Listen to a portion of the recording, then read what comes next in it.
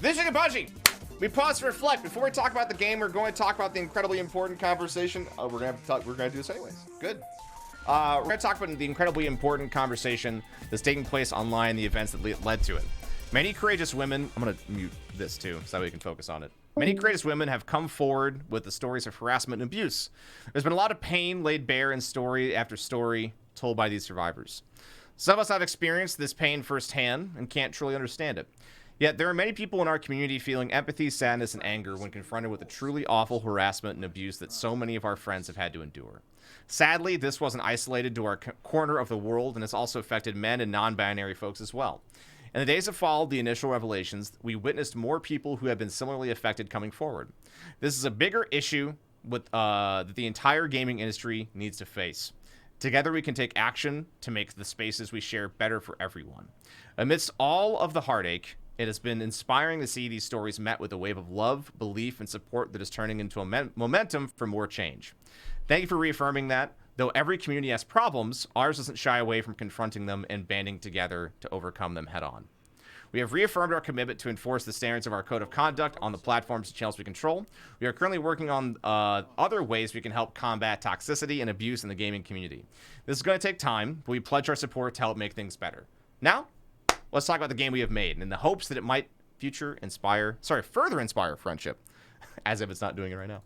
Iron Banner next week. What is that? The Forward Path and Fool's Remedy. Yeah, but there's like a weird shade around them.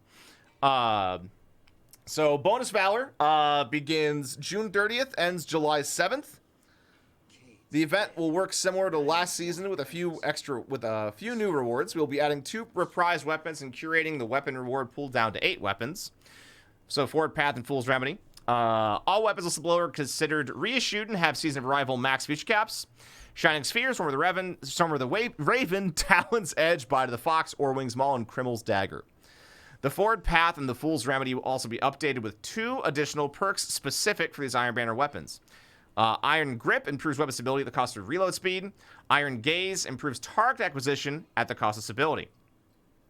The armor set this season will be a reprise of the Iron Fellowship set. Here's a look at with the new shader as well as the new emblem for this season.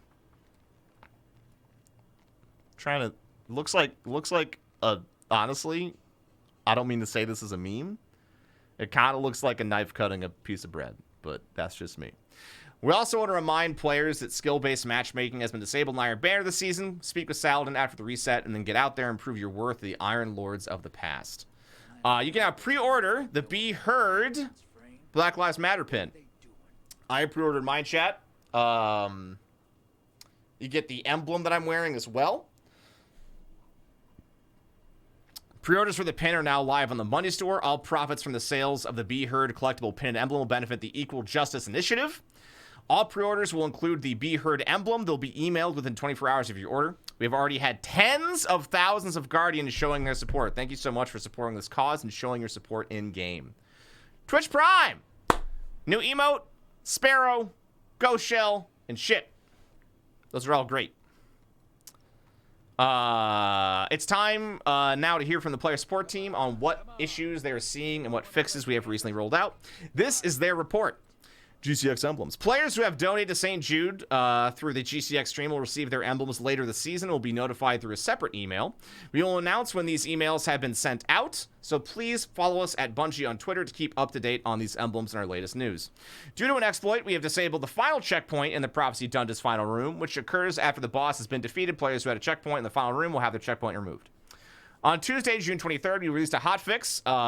Gear could drop at 70 power instead of the player's actual power.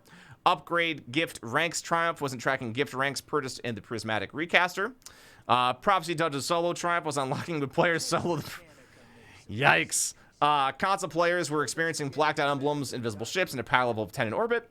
The almost mighty exotic ghost shell and the Saints Vocation exotic ship were appearing invisible. The Tommy's Matchbook Catalyst quest had been removed from the player's inventories. They fixed that. Unfortunately, if you didn't have it done, it got reset to 0. So that's the part that sucks. You don't have to do it again if you already completed it once.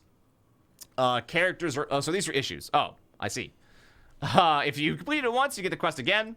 Characters are able to pick up the Means to an End quest from the Prismatic Recaster. The Master at Trinity Ghoul exotic bow is not tracking enemies defeated using chain lightning damage. Stray Rabbit's Fate of All Fools perk is no longer activating. The rifle Warlock shell from Guardian Games doesn't show ghost projections. Players may freeze when respawning in Gambit. I think I had that happen earlier today, but it got broken as soon as I finished the animation. Players who purchase the Be Heard collectible pin and receive the emblem code that states contact merchant for license should reach out to Bungie store customer service. Movie of the week.